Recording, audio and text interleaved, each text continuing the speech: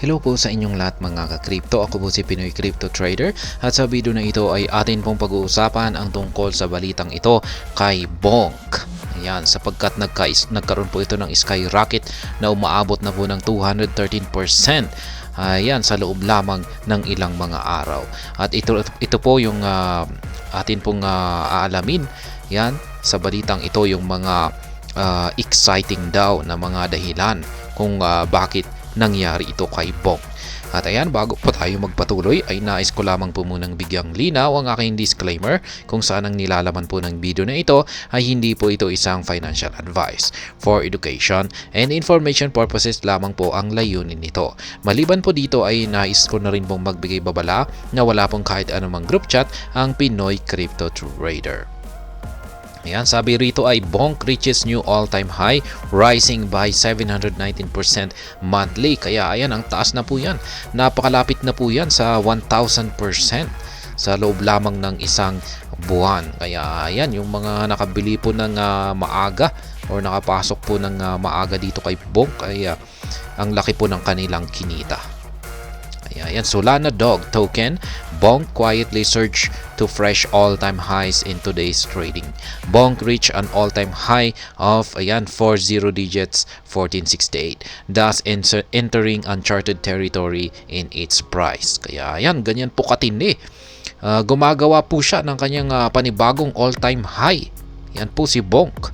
Kaya ang taas ng kanyang inakyat. Bonk has been on a tear since December start, consolidating on a rise that began in early November. Yan, right after the formation of the bullish golden cross signal on its daily chart. Bulls had initiated a rise in November after Bonk price hit support. At ayan, ito po yung kanyang support line, lowest support line. Nasa 60 digits 612. Nung na-hit daw po niya ito ay saka dito po siya talaga nag-umpisang sumabog. Kaya ang tindi. Mula sa 60 digits ay naging 40 digits po siya. Kaya yan, ang laki pong ginulat po talaga tayo ni Bonk. Maraming hindi inaasahan na ganito yung magiging ipapakita na price action ni Bonk. Since December start, Bonk is set to mark 8 out of 9 days of gains, with Bonk traders marking profits across multiple time frames. Kaya yan, kahit na anong time frame ay nakikita natin. Kahit anong time frame niyan, daily chart, weekly chart, monthly chart, ay makikita po natin yung kanyang paglago or pinakita po niyang price action na gain. Kaya ayan, ito po yung moving averages. Ayan, kulay red at saka kulay blue. Ayan, 50 at saka 200. At ayan, lumabas po rito yung golden cross signal natin. Ayan, mga bago, ayan, papalapit po ng buwan ng November. At nung nabuo po yan, ay dyan po siya nag-umpisang tuloy-tuloy sa kanyang pag-akyat. Yan, nagkaroon lamang po siya ng mga rejection dito sa 68.17. Yan, at nagkaroon siya ng correction. Yan, dalawang beses po dito sa 51.37. Pero yan, patuloy pa rin po siya sa kanyang pag-akyat. Kaya yan, yung RSI naman po ay ayan. Bonk is up by 213% in the last 7 days according to CoinGecko data. The gains are even greater on a 30-day basis, with Bonk registering a 719% jump in its duration. Kaya yan, ang tindi. The increase in value is mirrored in Bonk's market capitalization, which now ranks 77th largest at $867.5 million. As a result, Bonk has flipped Fluky to become the third largest dog team cryptocurrency by market cap. Ayan, siya na po ang si Bonk ay hinigitan po niya si Fluky. At yan, siya na po ang naging third na pinakamalaking dog team na meme coin na cryptocurrency by market cap. Ayan, ang tindi po niyan. Hindi po inaasahan po talaga ng lahat na biglang lalabas itong si Bonk. Exciting reasons for Bonk's rise. Ito raw po yung mga dahilan kung bakit mga exciting na dahilan kung bakit biglang ganito yung pagsabog ni Bonk.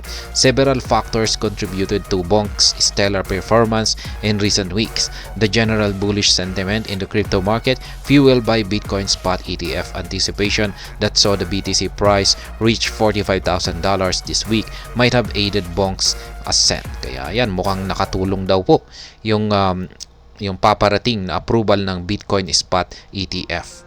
Second, Bonk is mirroring the optimism in the Solana ecosystem, which saw the Sol token gain 511% on a year-to-date base. Kaya yan, pangalawang posibleng dahilan ay ginagaya po niya yung positive optimism dito kay Solana ecosystem. Kasi si Solana ay umangat na rin po ng 511%.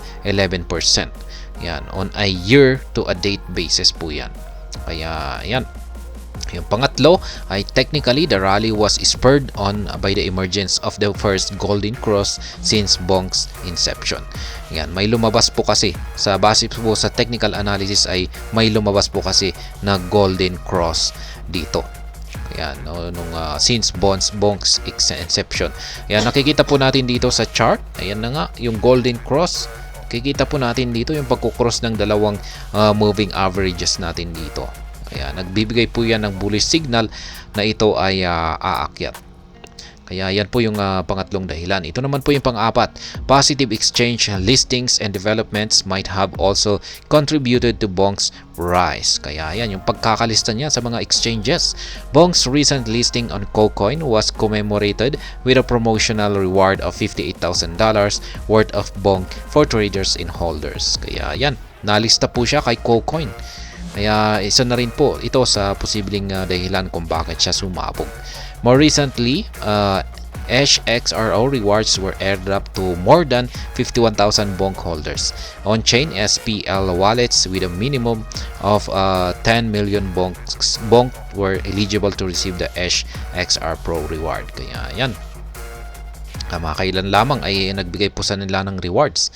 Kung mas marami kang hawak na Bonk token ay mas marami ka pong ma-receive or matatanggap na XRO rewards. Kaya yan, isa na rin po yan na dahilan kung bakit biglang maraming nag-accumulate ng kanilang mga Bonk tokens.